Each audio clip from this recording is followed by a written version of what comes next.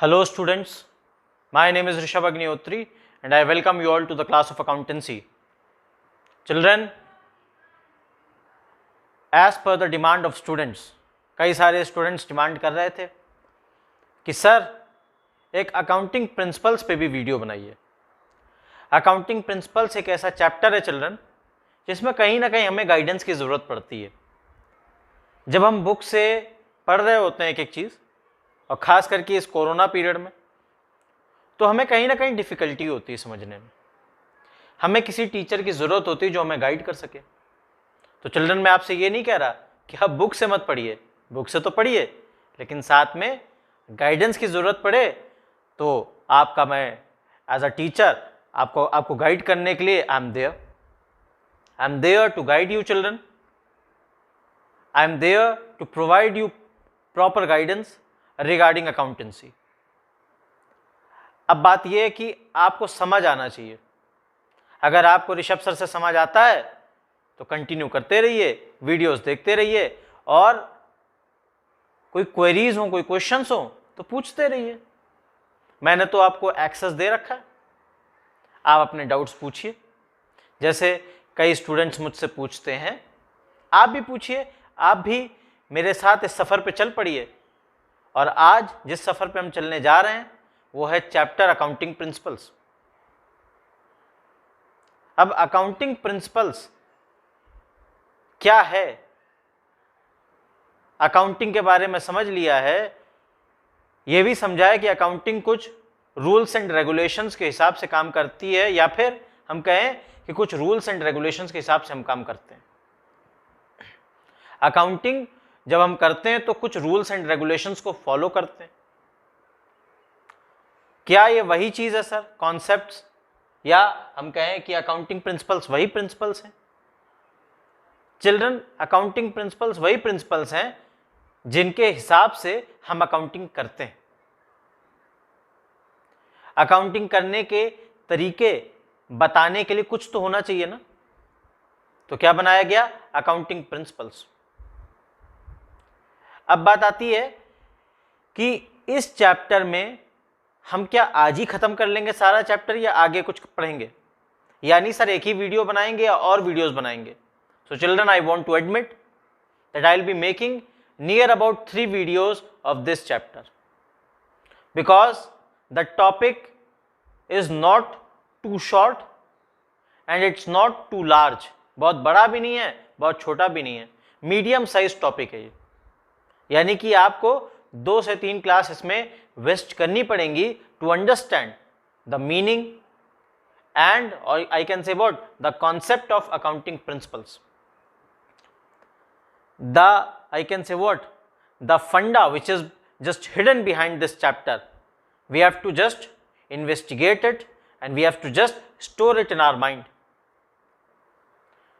तो चलिए, अब मैंने आपको इन्वेस्टिगेशन ऑफिसर तो बना ही दिया है, तो चलिए आज हम इस चैप्टर का भी इन्वेस्टिगेशन करते हैं कि ये चैप्टर कहता क्या है हमसे।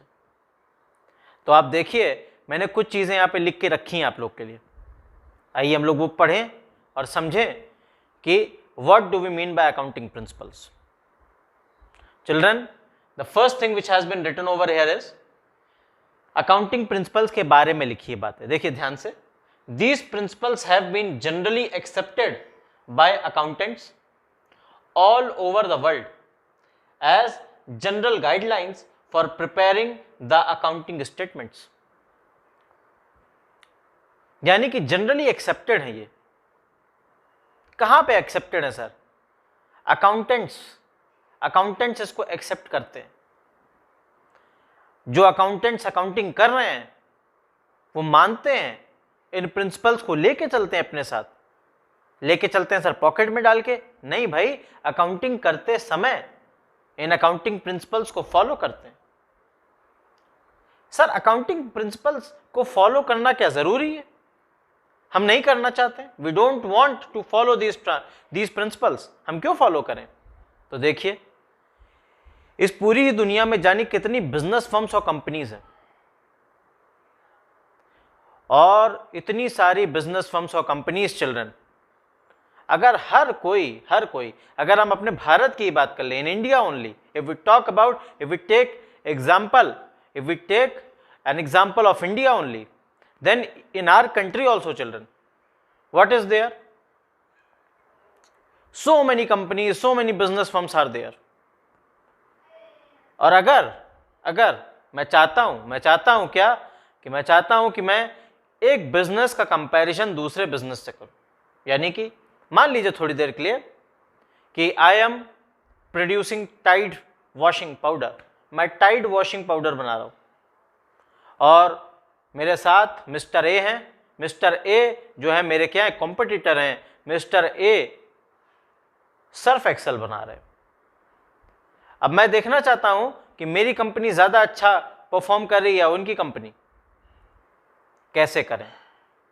How to do the comparison? Comparison तो तभी हो सकता है जब एक तरीके से काम किया गया हो। अब सोचिए, थोड़ी देर के लिए सोचिए, मैथ्स का क्वेश्चन हम करने बैठते हैं, मान लीजिए थोड़ी देर के लिए मैथ्स का क्वेश्चन कोई कर रहे हैं, और मैथ्स के क्वेश्चन करते में अगर मैं कहूं कि जिसका मन जैसा हो वैसा करो क्वेश्चन, जो तरीका आप अडॉप्ट करना चाहें, the method you can adopt on your own, अपने हिसाब से मेथड भी अडॉप्ट करिए और जो आंसर निकालना चाहें वो निकालिए, सारे आंसर मैं करेक्ट कर दूंगा। तो बताइए ऐसा पॉसिबल है क्या? अगर ऐसा है पॉसिबल तो मैं एक चीज तो बिल्कुल नहीं कर पाऊंगा, वो है मार्क्स देना, या तो मैं सबको फुल में से फुल मार्क्स दूंगा, क्योंकि आंसर तो कोई एक ही होगा ना, उस मैथ्स के क्वेश्चन का आंसर तो एक ही होगा। अब यही मार्कर का एग्जांपल लेते हैं, चलिए मैंने आपको प्रॉफिट एंड लॉस का एक सवाल दिया, मैंने कहा इस मार्कर की कॉस्ट क्या है, cost 100 rupees, cost price 100 rupees है, सेलिंग प्राइस 120 रुपीज है, यानी खरीदा है 100 रुपए में, बेचा है 120 रुपए में, प्रॉफिट हुआ कि लॉस हुआ? तो बताइए क्या इसका आंसर अलग हो सकता है क्या? अलग तो हो ही नहीं सकता। अगर अलग अलग होगा तो फिर कंपैरिजन पॉसिबल ही नहीं है। कंपैरिजन मतलब आपस में हम बच्चों को कंपेयर नहीं कर पाएंगे, मार्क्स नहीं दे पाएंगे। हो सकता है कि नहीं बताइए? कंपैरिजन ही नहीं हो पाएगा, कंपैरिजन इज नॉट पॉसिबल। इसी तरीके से अगर हम बिजनेस फर्म्स और कंपनीज को कह दें कि जाइए आप अपनी अपनी तरीके से अकाउंटिंग करिए, आज से आप फ्री हैं, तो सब कंपनीज अपनी अपनी तरीके से करेंगे। They will be free to work accordingly, according to their own will and wish. अब बताइए क्या अकाउंटिंग जो करी है उन्होंने वो कंपेरेबल है? Will we be able to compare the accounting of one company with another? I think so no, and I think so कि आपका भी आंसर नो ही होगा कि हाँ सर हम कंपेयर तो नहीं कर पाएंगे। तो अगर चिल्ड्रन हम कंपेयर नहीं कर सकते हैं, अगर कंपैरिजन पॉसिबल नहीं है, तो ऐसा क्या करें कि कंपैरिजन पॉसिबल हो? तो कंपैरिजन पॉसिबल कराने के लिए कौन आया? अकाउंटिंग प्रिंसिपल्स आए। अकाउंटिंग प्रिंसिपल्स को बनाने के पीछे बहुत सारे मोटिव थे चिल्ड्रन। सबसे पहला मोटिव जो मेरे दिमाग में आता है वो है रेलेवेंस, यानी कि हम अकाउंटिंग इंफॉर्मेशन को रिप्रोड्यूस करते हैं किसके सामने? Users of accountancy. यूजर्स बहुत सारे लोग हो सकते हैं, मैंने आपको फर्स्ट चैप्टर में पढ़ाया भी था यूजर्स ऑफ अकाउंटिंग। आप लोगों ने अगर नहीं देखा इंट्रोडक्शन टू अकाउंटिंग के वीडियोस देखिए, उसमें मैंने एक अलग से वीडियो बनाया है which talks about users of accounting. तो यूजर्स ऑफ अकाउंटिंग बहुत सारे लोग हो सकते हैं, ओनर हो सकता है, क्रेडिटर्स हो सकते हैं, बैंक्स हो सकते हैं, financial institutions, investors, it can be anything, government, our employees, anything can be there, anyone can be just the user of accounting. जो भी हमारी अकाउंटिंग इंफॉर्मेशन में इंटरेस्टेड है, ही और शी इज द यूजर। अब आप ही बताइए, जस्ट टेल मी चिल्ड्रन, कि अगर अकाउंटिंग इंफॉर्मेशन यूजर के सामने हमें प्रोड्यूस करनी है तो रिलायबल होनी चाहिए कि नहीं होनी चाहिए? रिलायबल तभी होगी जब एक यूनिफॉर्मिटी होगी। आप सभी स्कूल जाते हैं और स्कूल में जब जाते हैं तो एक प्रॉपर यूनिफॉर्म पहन के जाते हैं, सब एक जैसे लगे, जिससे कि भेदभाव नहीं होना चाहिए, बायस्ड डिसीजंस नहीं होने चाहिए स्कूल में, कहीं टीचर के मन में कंपैरिजन ना आ जाए बच्चों के बीच कहीं बच्चों में आपस में कंपैरिजन ना आ जाए कि देखो तुमने तो 500 वाली शर्ट पहनी है, मैंने 2000 वाली पहनी है, मैं अमीर तुम गरीब। नहीं होना चाहिए। इन चीजों को रोकने के लिए यूनिफॉर्म बनाई गई स्कूल में, जिससे कि सबको बराबर अधिकार मिले, क्योंकि हर बच्चे का बराबर अधिकार है एजुकेशन पे। और शायद इसीलिए तो मैं भी ये वीडियोस बनाता हूं कि हर बच्चा एजुकेशन को बराबरी से पा पाए। तो चिल्ड्रन, यूनिफॉर्मिटी होना बहुत जरूरी है। किसी काम को सही करना है, किसी काम को सही तरीके से करना है, कंपैरिजन करना है प्रॉपर, तो यूनिफॉर्मिटी होना बहुत जरूरी है। एक तरीके का रूल एंड रेगुलेशन सब फॉलो करें तो यूनिफॉर्मिटी है। एक ही तरीके से सब चलें तो यूनिफॉर्मिटी है। और नहीं चल रहे हैं तो यूनिफॉर्मिटी किस बात की। तो चिल्ड्रन, अकाउंटिंग प्रिंसिपल्स बनाए इसलिए गए टू एश्योर यूनिफॉर्मिटी। यूनिफॉर्मिटी रहे। यूनिफॉर्मिटी क्यों रहे? क्योंकि हमें अपनी अकाउंटिंग को क्या बनाना है? पहली बात कंपैरेबल बनाना है। दूसरी बात हमें क्या करना है? इसको ऐसा बनाना है अकाउंटिंग को जो कि बायस्ड डिसीजन से फ्री हो, जिसमें कोई निर्णय पक्षपात करके ना लिया गया हो। हर तरीके के पक्षपात से क्या हो? फ्री हो, विमुक्त हो। यानी कि हर तरीके के पक्षपात से मुक्त अगर कोई अकाउंटिंग हो रही है तो मैं कहूंगा कि अकाउंटिंग सही है। कोई बायस डिसीजंस नहीं होने चाहिए।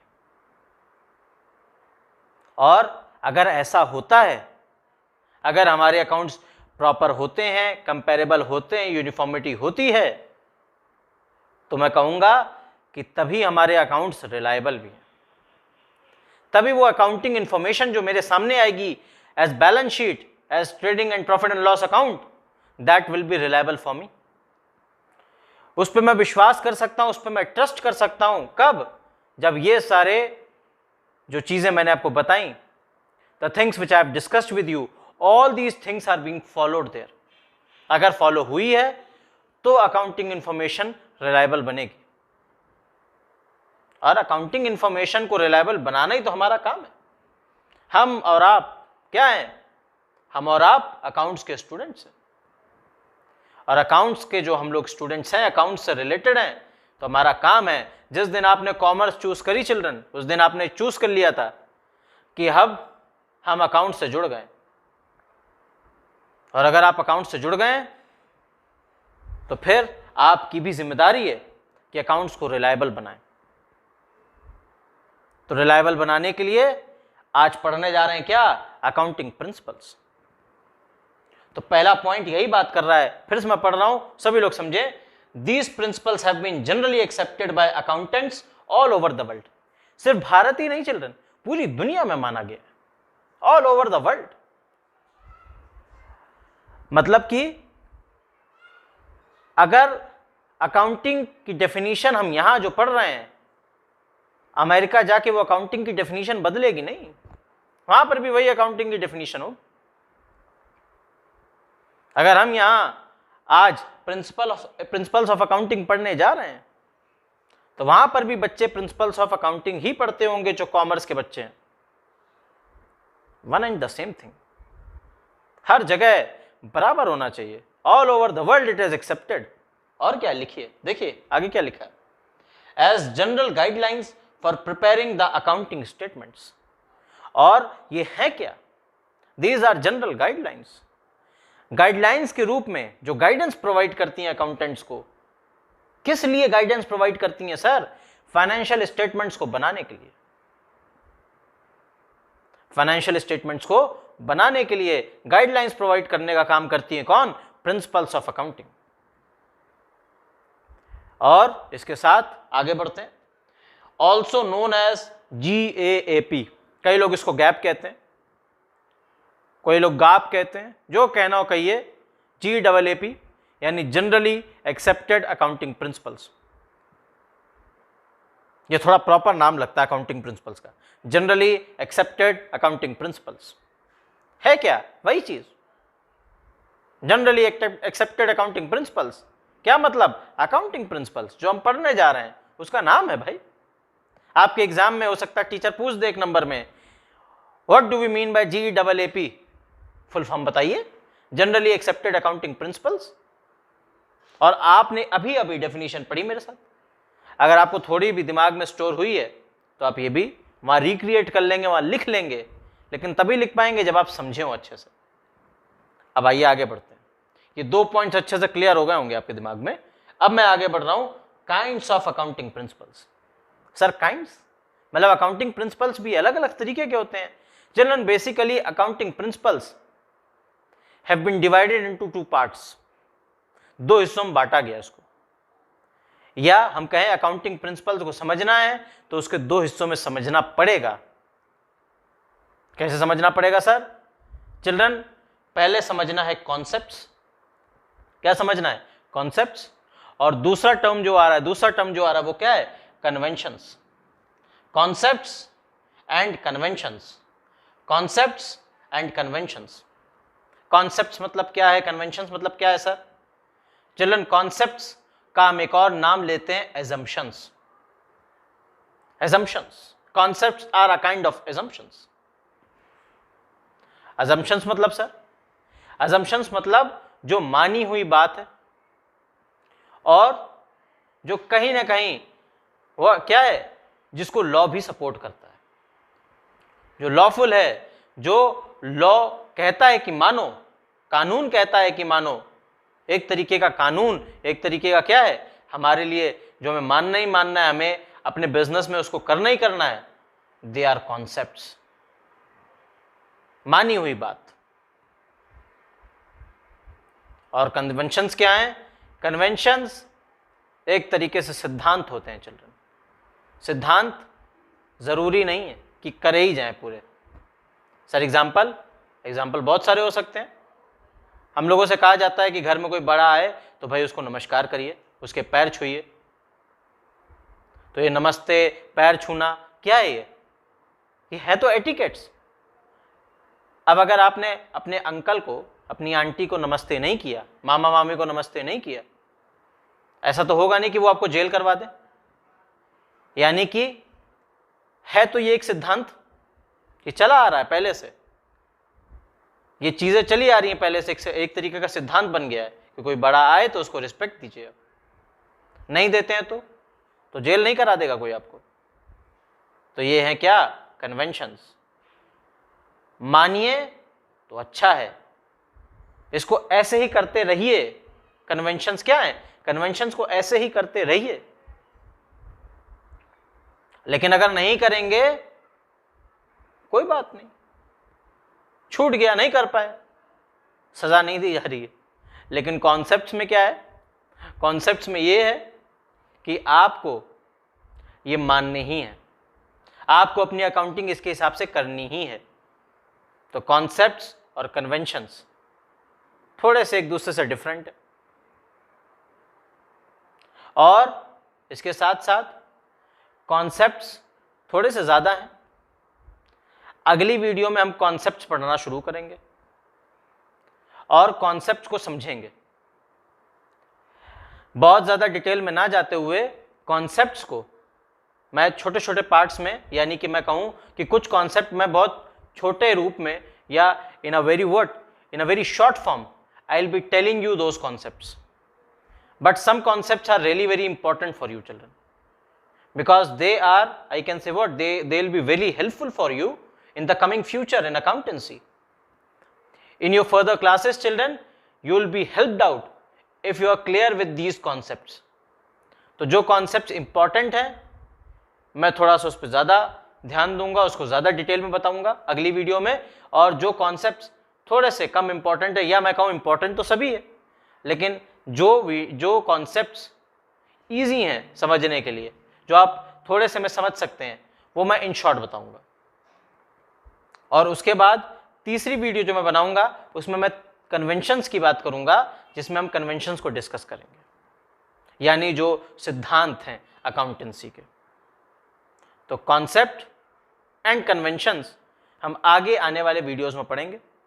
आज मेरे हिसाब से ये वीडियो आपको हेल्पफुल होगी कि आप प्रिंसिपल्स ऑफ अकाउंटिंग का एक आइडिया लगा पाएं कि what do we mean by principles of accounting. So children, by not taking your more time, I'm just ending up this video. I hope so you have learned something from this video, you have got an output from this video, and thank you children for watching this video. If you have liked this video, then don't forget to like this video on YouTube itself. Along with this children, keep on subscribing the channel, because these things, keep on commenting, comment kariye, pass comments, give me some suggestions also. If you want something from my side, then definitely I will be more than happy to help you out. So children, please do all these things, because all these things are inspirational for me. So children, thank you for attending the class once again. Have a nice day. Take care. Bye bye.